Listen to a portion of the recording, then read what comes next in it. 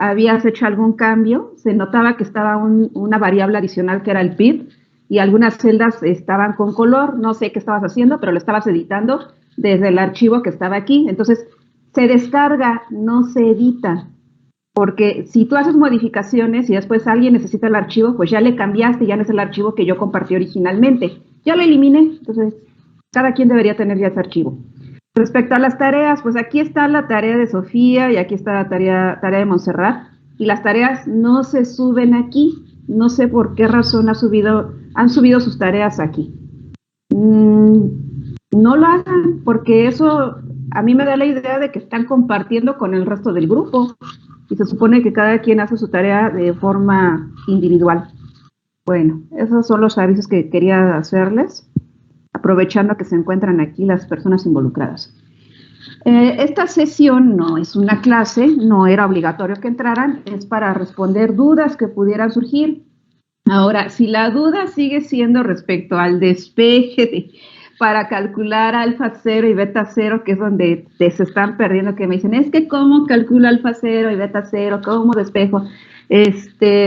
No lo puedo hacer porque, bueno, sí lo puedo hacer, pero mi letra es muy fea. Ya he intentado usar mi tableta, me compré mi tableta para poder escribir, pero el punto es que cuando lo intento no me sale la letra, ¿no? Y luego estar haciendo alfas y betas, no es que no lo pueda hacer, pues si no lo pudiera hacer yo, pues no se los pediría, ¿verdad?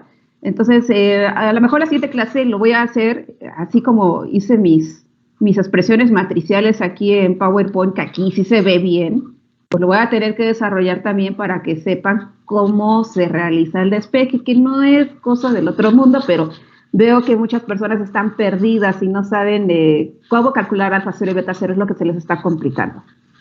Bueno, entonces ahorita no lo puedo hacer de forma manual. Lo que les había mostrado, no sé si lo mostré en este grupo la clase anterior, es que, por ejemplo, de pi 0 despejo alfa 0. Cuando despeje alfa 0 me va a quedar que alfa 0 es igual a pi 0, que este valor ya es conocido, por el determinante, menos alfa 1 por beta 0. Cuando hacemos eso, me queda esta expresión, alfa 0. Aquí está representado como tal. Alfa 0, donde ya multipliqué el parámetro pi 0, este valor pi 0, lo he multiplicado por el determinante, y el determinante lo calculan como 1 menos alfa 1 por beta 1. Ese es el cálculo del determinante, que es de mucha utilidad para lo demás. Multiplican alfa 1, beta 1, 1 menos alfa 1 por beta 1, ese es el determinante, y entonces para hacer reducir esta expresión, multiplico pi 0 por el determinante. El producto de pi 0 por el determinante está aquí, aquí.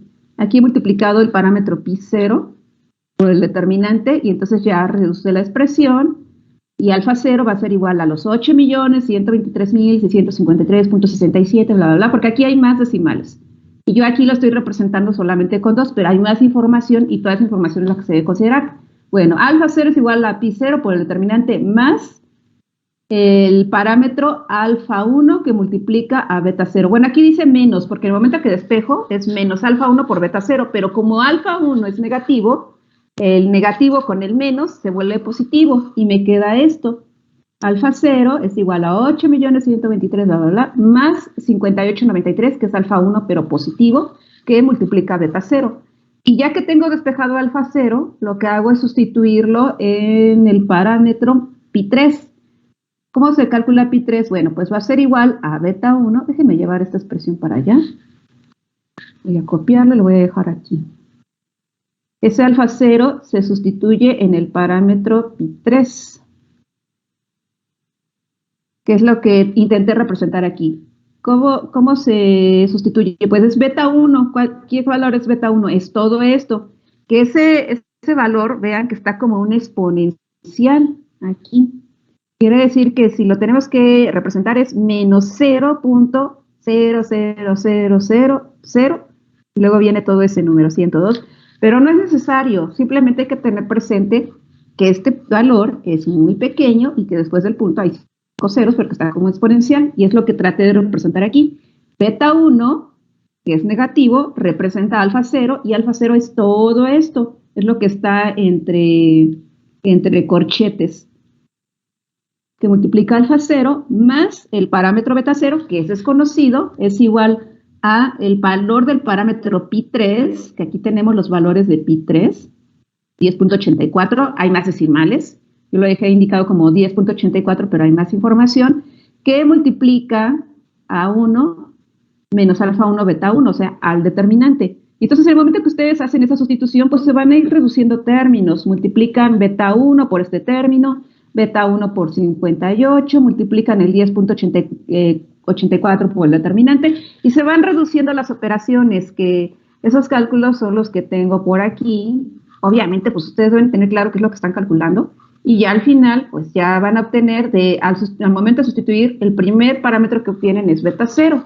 Y cuando conocen beta 0, lo sustituyen en donde tienen a alfa 0 y pues ya van a obtener alfa c y comprueban que ese dato es el correcto. Pero les repito, no he hecho el desarrollo paso a paso, simplemente hice aquí mi cálculo, pues asumiendo que ustedes deberían hacer lo mismo, ¿no? Intentar hacerlo por lo menos y llegar a ese resultado. Entonces, si me van a preguntar y me van a decir, es que no sé cómo se obtuvo alfa 0 y beta 0, pues ahorita no tengo el resultado. Bueno, no tengo el paso a paso, simplemente mis operaciones y llegué a esos resultados que sí son correctos, ya están comprobados, de cómo se calculan. Y pues tendré que dejarlo para una clase especial porque muchos me han estado preguntando lo mismo, que cómo se obtienen esos valores. Bueno, entonces eso, si era eso, queda pendiente el paso a paso. Simplemente ahorita expliqué a nivel general. Ahora, si tuvieran dudas sobre algo de los temas que he visto, condición de orden, condición de rango, forma reducida, mínimos cuadrados indirectos, sobre alguna tarea, díganme, alcen la mano y díganme cuál es su duda o qué necesitan que aclare.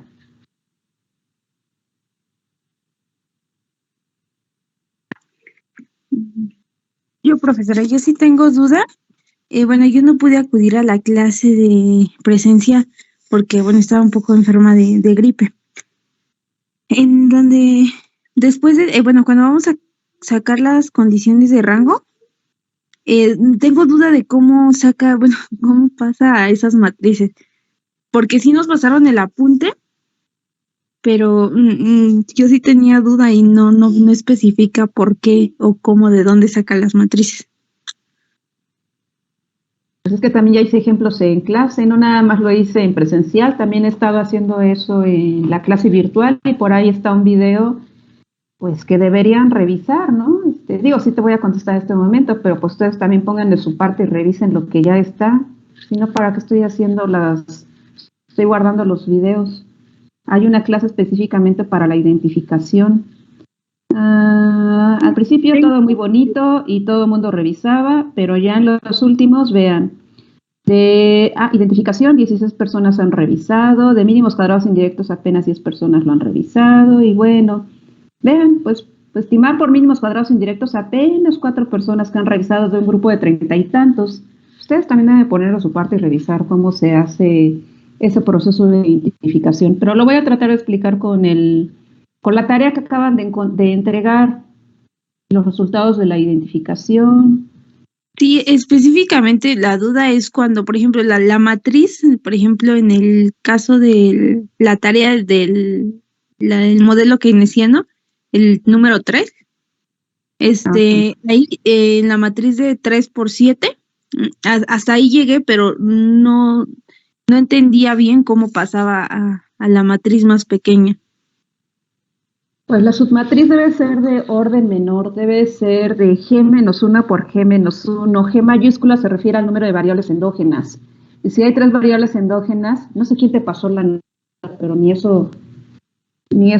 pues todo eso es información que debía haber escrito, ponerlo ahí a un lado de la matriz. No se trata nada más de anotar los resultados. Tache esa persona que te pasó los apuntes. Debe ser de tamaño G-1 por G-1. G mayúscula vale 3, entonces la submatriz debe ser cuadrada, mismo número de filas, mismo número de columnas, de 2 por 2. Pero eso también, insisto, ya quedó en el video, ya quedó grabado y después ya esto también ya lo expliqué y lo volví a repetir. Por eso les digo que depende de ustedes que revisen toda esa información, si no, pues no puedo estarles repitiendo lo mismo que ya fue explicado. La submatriz, ¿qué elementos van en esta submatriz? Pues dependiendo de las variables ausentes. Si esta variable está ausente, aquí hay un 0, entonces toma los elementos que están debajo de esa variable ausente, que son 1 y -1. Luego tienes acá otras dos variables ausentes, puedes tomar la tercera o la cuarta, yo te las tomo así como van apareciendo.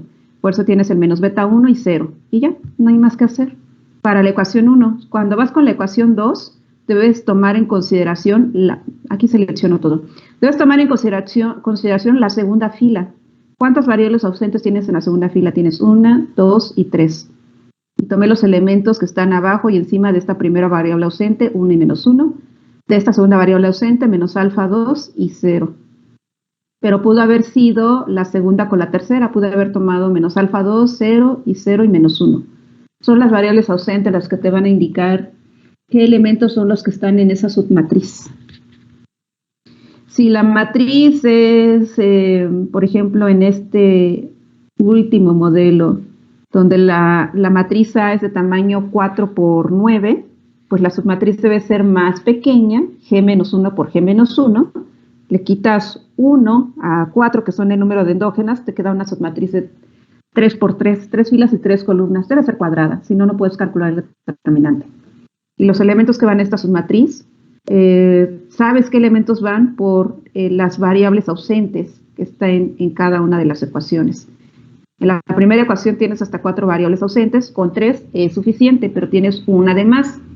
Toma solamente 3, las que tú quieras, la primera, segunda y tercera, o la segunda, tercera y la cuarta, o la tercera, la cuarta y la primera, pero solamente necesitas 3 para obtener a la submatriz.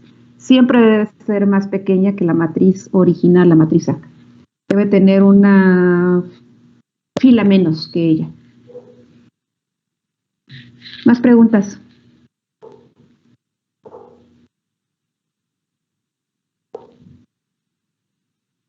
Montserrat. Maestra, mi duda es sobre la base de la tarea. Ajá. Es si los CETES, el tipo de cambio y la inflación se sacan en el Banco de México, ¿no? La inflación la puedes sacar del BIE. Y Okay. la tasa de interés y el tipo de cambio sí es de Banco de México. Ah, ok, Entonces, maestra. Mira, vamos al BIE de INEGI, Banco de Información Económica, y de aquí te vas a indicadores económicos de coyuntura, y aquí está el PIB. Primera variable, series originales a precios constantes.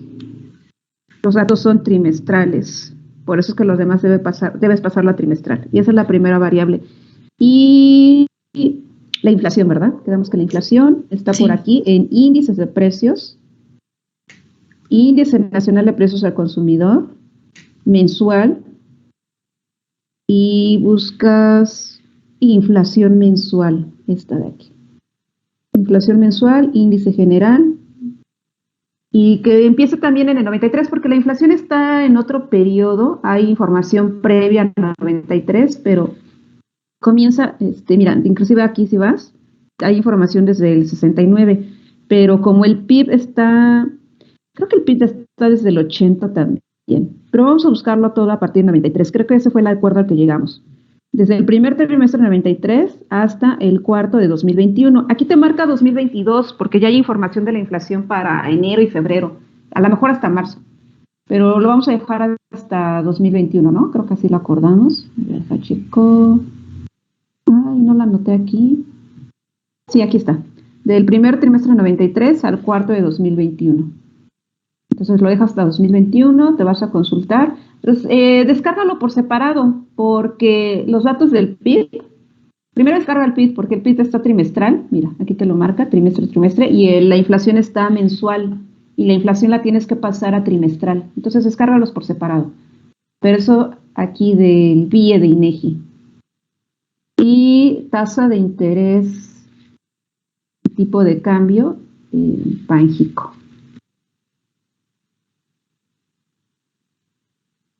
Es buena pregunta, Montserrat, porque nadie se ha puesto a pensar en dónde va a encontrar la información y qué tipo de información, y luego me van a dar datos que a mí no me sirven. Bueno, que yo no pedí, pero como no me preguntan. Tipo de cambio. Vámonos a donde dice tipo de cambio interbancario, cotización, tipo de cambio tras divisas, cierre, nominal, acá, en información mensual. Tipo de cambio promedio, tipo de cambio final, tipo de cambio tras divisas, o sea, hay una clasificación y nadie se puso a pensar en cuál va a descargar y me van a dar otros datos que no me sirven. Es el tipo de cambio promedio del periodo, Montserrat. Y de ahí, quítale la palomita y utiliza la fecha de terminación FITS. Porque acá también tienes otras clasificaciones. Y luego me salen con que es que yo encontré esta, no sé si era, yo utilicé no sé qué, pero no preguntan. Fecha de terminación FITS. Y aquí en exportar, pides los datos también a partir del 93, porque hay información previa, pero nuestra base va a comenzar en el 93. Pídela hasta el 2021, aunque hay información para 2022. Y son datos mensuales. Y lo pasas a trimestral. Entonces, promedio y FITS. Ahora, respecto a la tasa de interés. Aquí está en tasas y precios de referencia. Estos son resumen. En la estructura de información están los públicos y los privados. CETES está en públicos. En valores públicos en información mensual. Valores públicos mensual. Sí les pedí CETES, ¿verdad? Sí. Aquí están los CETES. Quítale la palomita y selecciona únicamente a 91 días. Nada más. Es la que les pedí. Está mensual, pide la trimestral, la pides desde el 93, aquí, hasta el 2021. Y lo conviertes a trimestral. ¿Ya aclarado, Montserrat? Sí, maestra, ya está claro. No, es que ya había encontrado los CETES, pero me salía por días. Entonces me perdí un poquito por ahí. No. Ahí la información es diaria, la de tasa de interés, la del tipo de cambio, esa da la información diaria, pero imagínate pasar información diaria a trimestral.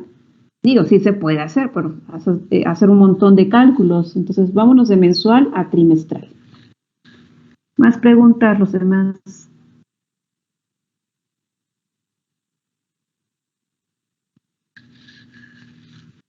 César. Sí, profesora, igual con lo mismo, es que bueno, ya había descargado los datos del PIB de esta tarea, pero hay unos valores que como que cambian, son diferentes al de la tabla que nos había mandado, entonces no sé si hay algún problema o no. Ya, pues tú la debes de descargar de aquí, mientras la hayas descargado de aquí, pues no hay ningún problema. Sí, de hecho, digo, los datos que me aparecen ahí justamente en la página son un poquito diferentes a los datos de esa tabla que nos había mandado. ¿A partir de qué periodo? ¿En dónde cambian?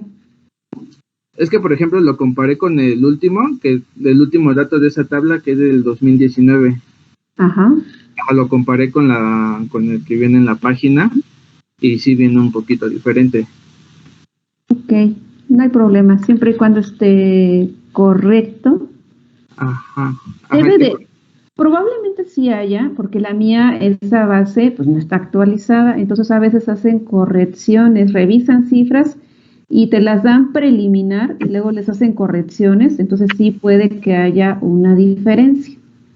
No hay problema. Lo voy a descargar de una vez, vamos a compararlas. A ver si es cierto.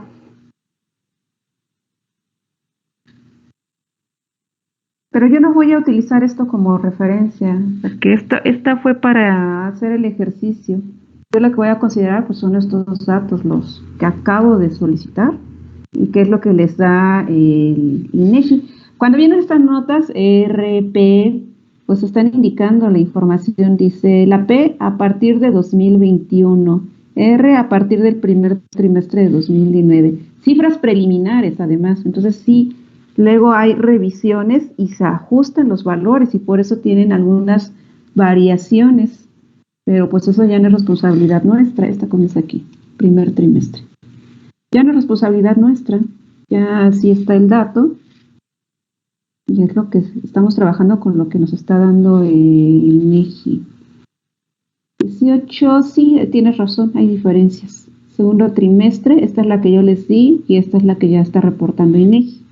Es por los ajustes que realizan. Entonces, eso ya no es responsabilidad suya, ustedes trabajan con lo que hay. Está bien, no hay problema.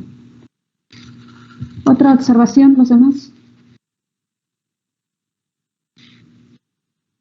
Bueno, voy a dejar como compartir un momento para mostrarles algunos otros ejemplos de modelos de ecuaciones simultáneas, porque nos debe quedar muy claro cuando clasificamos, para aplicar condiciones de orden y condición de rango, nos debe quedar muy claro qué estamos entendiendo por variable endógena y por variable exógena. Y pues eso va a estar en función de los modelos con los que vayamos a trabajar.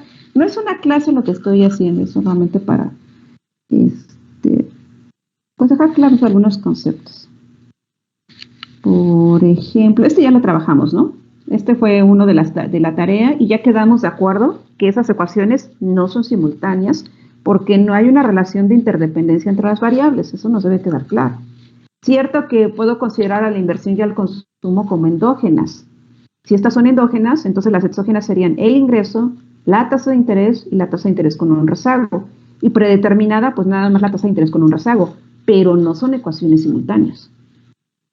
En este ejemplo, observen, la primera ecuación es la demanda de trabajo que depende del salario y de la producción. La segunda ecuación es la oferta de trabajo que depende del salario y del salario con un rezago. Y hay una tercera ecuación que no es una identidad, es una condición de equilibrio que establece que la demanda y la oferta son iguales. Entonces, si los graficamos esas curvas, va a haber un punto en el cual ambas se intersectan. En ese punto son iguales. Van a definir un punto de equilibrio y en ese punto de equilibrio está una cantidad de trabajo de equilibrio con otra variable, que es el precio del trabajo, porque finalmente al trabajo se le ve también como una mercancía. ¿Cuál es el precio del trabajo? Díganme. El salario. Así es, el salario. Entonces, al igual que en el mercado de bienes, donde si la curva de oferta y la de demanda se intersectan en un punto, lo que tenemos es una cantidad de equilibrio y un precio de equilibrio. En este ejemplo en particular, lo que vamos a tener es una cantidad de trabajo de equilibrio con un precio de equilibrio que es el salario. Por lo tanto, las variables endógenas tienen que ser L, así solamente L, cantidad de trabajo, ya no digo demanda ni oferta. L y W, esas serían las endógenas, y las exógenas serían la producción y los salarios con un rezago, pero es porque tengo esta condición de equilibrio, en donde indico que las dos variables son la misma cantidad. En términos teóricos, pues estamos hablando de una situación de pleno empleo, ¿no? Que todo lo que se demanda de trabajo es lo que se ofrece de trabajo, una situación de pleno empleo que a veces se llega a alcanzar. Antes de la pandemia en Estados Unidos casi que estaban en una situación de pleno empleo. Quien buscaba trabajo lo encontraba. Ha habido ese tipo de situaciones en pocas economías y también no es un efecto duradero, pero más o menos nos referimos a ese tipo de situación. Siguiente ejemplo. Tenemos otra vez la demanda de trabajo y la oferta de trabajo. En este modelo, ¿quiénes son las variables endógenas?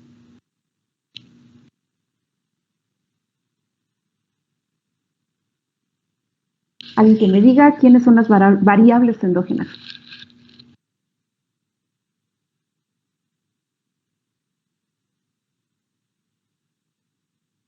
¿Qué está tratando de explicar la primera ecuación?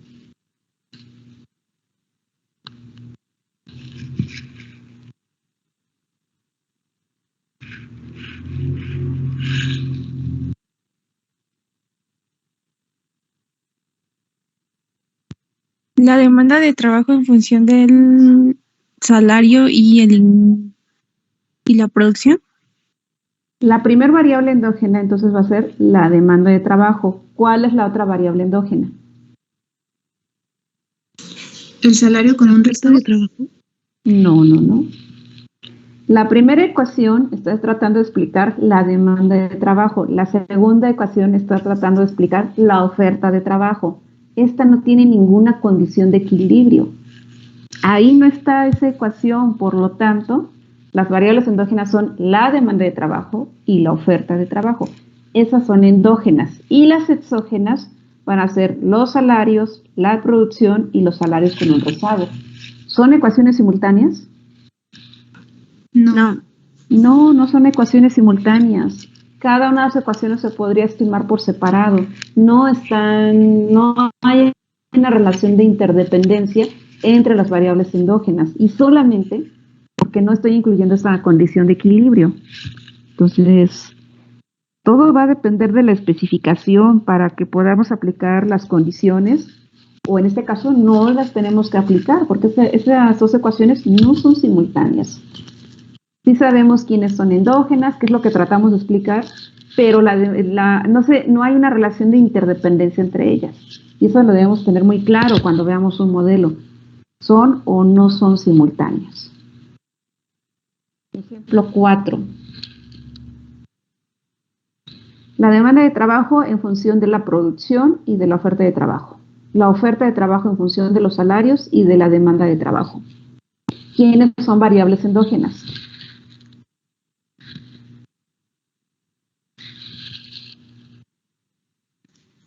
La demanda de trabajo y la oferta de trabajo. La demanda y la oferta de trabajo. Esas son las endógenas. Siguiente pregunta. ¿Son simultáneas? ¿Son ecuaciones simultáneas? Sí. Sí, en este caso sí son simultáneas, porque la demanda depende de la oferta y la oferta depende de la demanda, que son endógenas. Si esas son las endógenas, las exógenas van a ser la producción y los salarios. En este modelo, así como está especificado, los salarios son una variable exógena. Entonces, repito, todo depende de la especificación del modelo. Este es el ejemplo que ustedes resolvieron en la tarea. Y este es otro ejemplo en donde tenemos 3 variables endógenas representadas por las zetas y 4 variables exógenas representadas con X. Si aplicamos la condición de orden sobre cada una de las ecuaciones, ¿qué resultado vamos a obtener? Apliquen la condición de orden, K mayúscula menos K minúscula, G minúscula menos 1, sobre cada una de las ecuaciones y díganme qué resultado van a encontrar para cada ecuación. ¿Cómo se encuentra la ecuación 1? De acuerdo a la condición de orden. Tengan ahí a la mano su libreta y apliquen la condición de orden y díganme cómo se encuentra esa ecuación.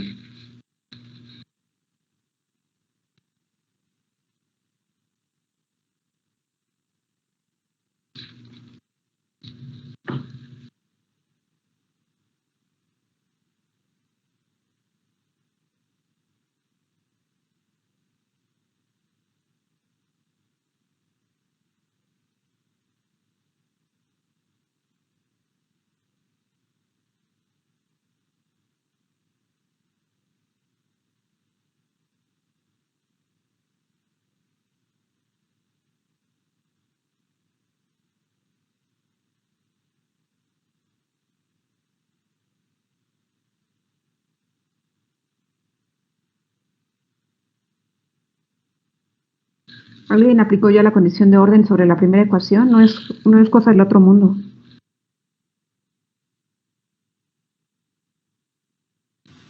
Es una ecuación exactamente identificada, ¿no, profesora?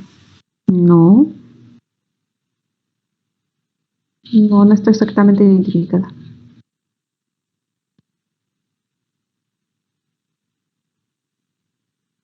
Caramba, ¿por qué hay tantos alumnos?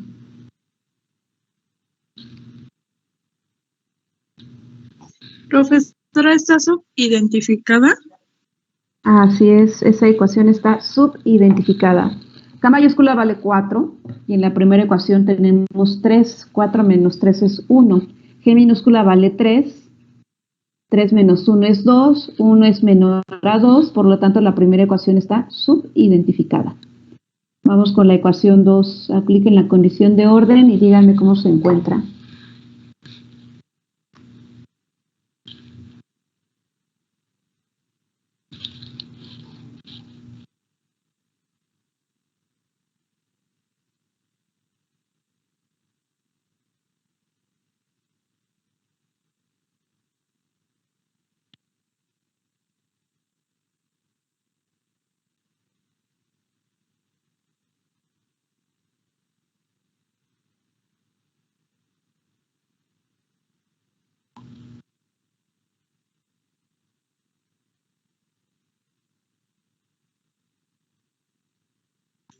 Me sale que es exactamente identificada. Así es, está exactamente identificada. Es 4 menos 2 es 2. 3 menos 1 es 2. 2 es igual a 2. La ecuación 2 está exactamente identificada. Ecuación 3.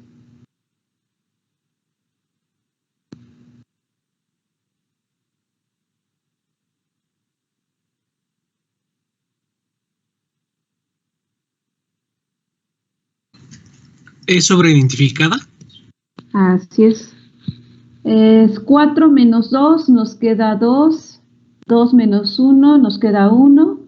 2 es mayor a 1, por lo tanto, la ecuación 3 está sobreidentificada. Entonces, cada una de las ecuaciones se encuentra en diferentes situaciones. La primera está subidentificada, no se puede estimar. La segunda ecuación está exactamente identificada. La solución de los parámetros beta es única. Y la ecuación 3 está sobreidentificada, tiene más de una solución. Si consideramos todo el modelo en conjunto, la ecuación 1 no se podría estimar. Y eso quiere decir que el modelo se debe reespecificar si es que necesitamos la estimación de la ecuación 1. Respecto al método, pues mínimos cuadrados indirectos solamente se podría aplicar sobre la ecuación 2, pero nada más. Entonces el método apropiado sería o 2 etapas o 3 etapas, pero previo a ello todo el sistema se tiene que reespecificar para que la ecuación 1 pueda estimarse, porque está subidentificada. Otro tema a comentar es que en el caso de la ecuación de oferta y demanda de trabajo, vean, es el ejemplo que había puesto al principio, donde la demanda depende de los salarios y de la producción, la oferta depende de los salarios y de los salarios del periodo anterior, y hay una condición de equilibrio. Cuando tenemos este tipo de especificación para el mercado de trabajo, que demanda es igual a oferta, una variable endógena es la cantidad de trabajo y la otra variable endógena es el precio del trabajo o el salario. Si tenemos que hacer la representación matricial, despejamos términos de error y vean que aquí L ya no la anoto LD o LS para indicar demanda u oferta, sino que están únicamente indicados como L, cantidad de trabajo. Cuando hacemos la representación, en esta primera columna tenemos los coeficientes de la primera variable endógena, que es la cantidad de trabajo, coeficiente 1. La otra variable endógena es el salario, su coeficiente es menos alfa 1, 1 en la segunda ecuación y menos beta 1 para el salario en la segunda ecuación. Y es una matriz de tamaño 2 por 2, que multiplica al vector Y, el vector de variables endógenas. Pero lo que quiero es que comparen esta matriz con los ejemplos que hemos visto previamente, porque en los ejemplos previos hemos llegado a una representación matricial muy similar, porque estamos utilizando pues el mismo esquema o el mismo esquema de representación para un modelo de 2 ecuaciones, pero aquí no. Aquí vean que en la primera columna tenemos coeficientes 1, porque corresponden a la primera variable endógena. Y en la segunda columna ya tenemos otros coeficientes, alfas y betas, que le tocan a la variable salarios. La representación matricial, la matriz B, sí es diferente a los ejemplos que teníamos previo. Por eso es importante que tengamos muy claro en el modelo con el que vayamos a trabajar quiénes son endógenas y por qué le estamos dando esa categoría de variables endógenas. Si no tuviéramos otra vez esta condición de equilibrio, ni siquiera serían ecuaciones simultáneas. No deberíamos considerarlo como simultáneas y se deberían estimar de forma separada. Bueno, es lo que quería comentarles para tener información adicional, porque a veces no nos da tiempo de ver otras representaciones, otros modelos, y trabajamos únicamente con pues lo más usual, y además con modelos mucho más pequeños. No sé si haya otra pregunta o aclaración, duda, comentario. Si no tienen más preguntas, entonces nos vemos el martes. Por favor, nos vemos el martes y continuamos con el último tema que quedamos. Me parece que eran los mínimos cuadrados en 2 etapas, creo. Bueno, pues que tengan buen día y buen fin de semana. Nos vemos la siguiente. Gracias, profesora, igualmente. Hasta luego. Gracias, hasta luego. Hasta luego.